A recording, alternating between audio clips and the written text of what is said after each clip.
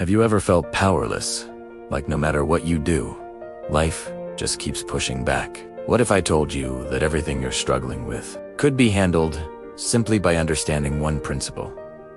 Welcome to the timeless wisdom of Stoicism. Today, we're going to explore one of the most powerful lessons from Epictetus.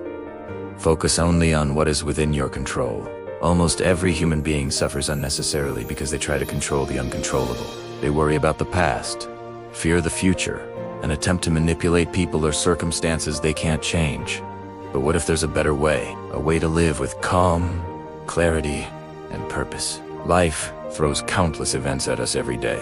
Some are within our power, our choices, our actions, our responses. Others are completely outside of our influence, other people's opinions, natural events, or the unpredictable twists of fate. Epictetus reminds us, some things are up to us, and some are not. Our opinions, impulses, desires, and aversions, these are ours. Everything else is not. Think about that. If your stress comes from things you cannot control, you're essentially giving away your peace for free. By focusing on what you can control, your mind, your reactions, your decisions, you reclaim your power. Have you noticed how much time people waste worrying about other people's behavior, outcomes they can't change, or even the weather? Seneca said, "We suffer more often in imagination than in reality."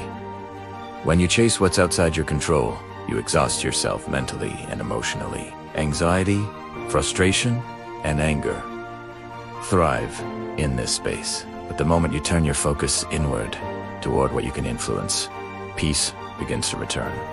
Let's make this real. You can't control how a colleague reacts to your idea, but you can control how clearly you communicate it. You can't control the outcome of a job interview, but you can control how prepared you are. You can't control the weather on the day of a hike, but you can decide to bring proper gear and enjoy the journey anyway. The principle is simple.